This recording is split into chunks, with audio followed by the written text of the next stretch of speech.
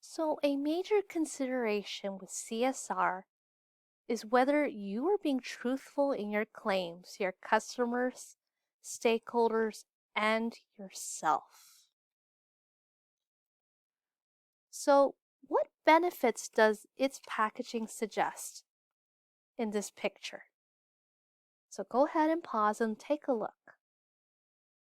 Okay, so some of you may have caught on, it probably has a green appeal based on, say, the atypical materials that the toothbrush seems to be made of.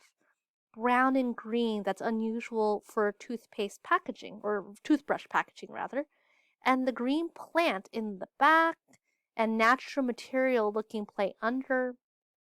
However, this one's been on the watch for greenwashing.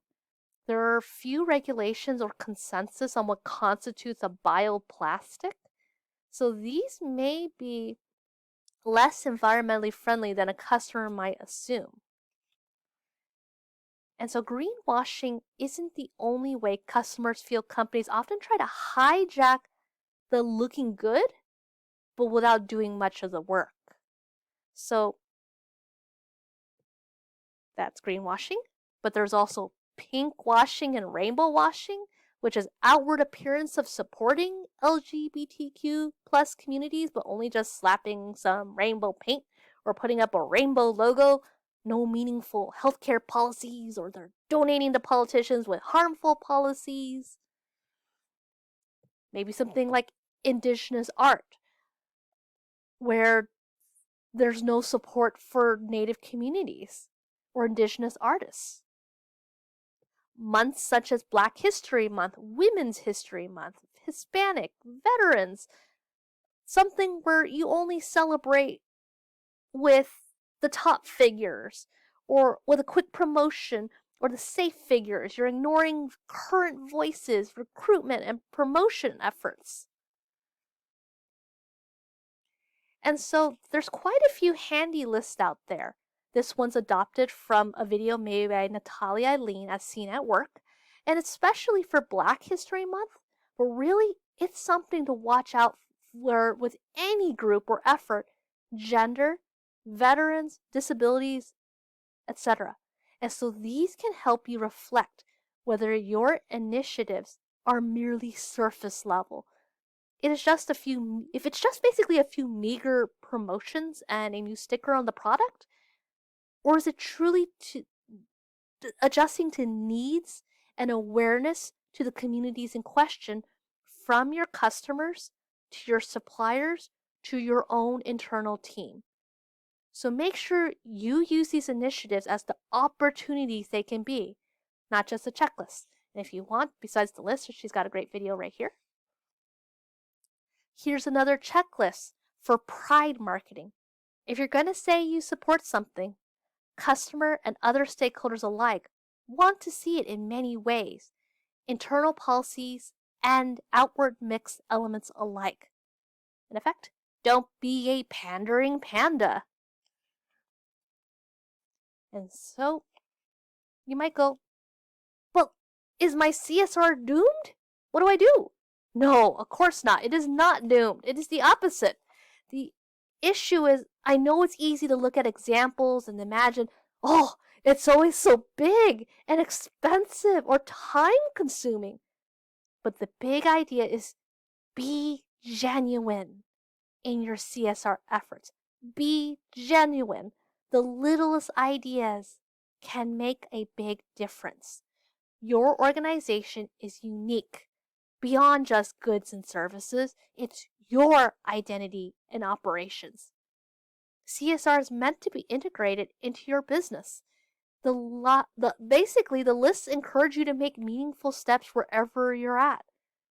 So, if you're a local consignment fair, Up and Away, they offer a discount on a pre-sale admission for community heroes. So, military, law enforcement, firefighters, EMT, doctors, nurses, teachers.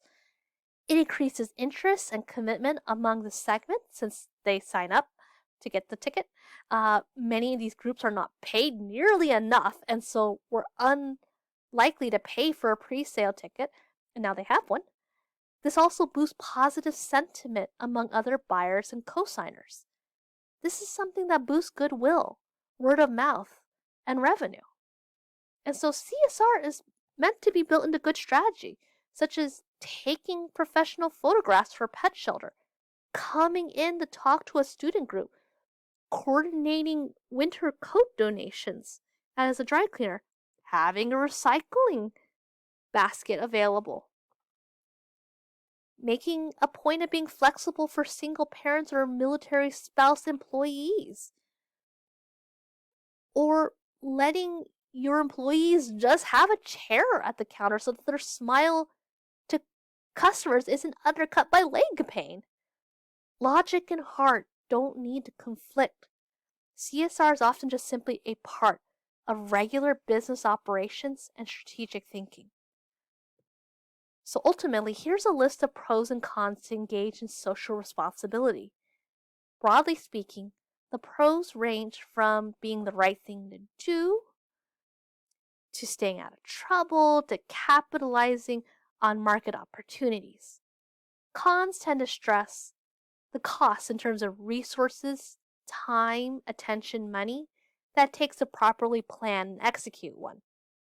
That being said, should you use it? Yes. It's here to stay. It's now a matter of how so. In fact, research supports the societal marketing concept just an offshoot of our usual marketing concept. So ignoring CSR strategy is like saying, we don't need to use advertising, or we just set a price. You're missing out. Properly chosen CSR allows the firm to differentiate, to stand apart from its competitors. It's dangerous when the customer sees little difference between you and competitors. They have less loyalty and tend to choose based on price. Not a good thing.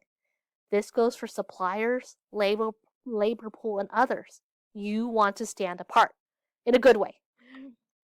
By embracing social responsibility, you may find a very profitable niche to serve because certain customers will highly value those actions. So cater to those customers instead of generalizing. Many firms like Chipotle and Patagonia center on this. Chick-fil-A pleases its evangelical customers by being closed on Sundays. Next, even if you were not founded with CSR in mind, you may still find it helps you maintain a sustainable competitive advantage. So social responsibility encourages that outward orientation, one that continues to look not just at the needs of customers, but continually collects data on all different types of stakeholders. This allows you a better ability to capitalize on your resources and new needs. It allows you to adapt to changing resources and needs. So finally, one final thing I do always like to note. CSR, as you can imagine, is a matter of pragmatism because your firm lives in this world too. You can see here in this image from Guardians of the Galaxy, the profit responsibility and the discretionary responsibility aren't mutually exclusive. You can see how your interests are mutually linked. Why would you want to save the galaxy? Because I'm one of the idiots who lives in it. Whether due to pragmatism or high-minded ideals, saving the world has its perks. So in sum, CSR is a way to better analyze your world and make strategic decisions. Any part of the marketing mix can be a waste of time and energy if you do it poorly. CSR is a strategic tool like any other. So here we are at the end. Take a look at the questions. In time, you will be doing each of these for the class deliverables and in future plans. And so really consider how an action can have both strategic and ethical implications. Perhaps your own organization does something, but now you know the power of making it known. So keep in mind that that after these slides there are extra item sections, so feel free to browse. And with that, hope you're having a good day, and let me know if you ever need any questions or concerns. I'm just an email away. Take care.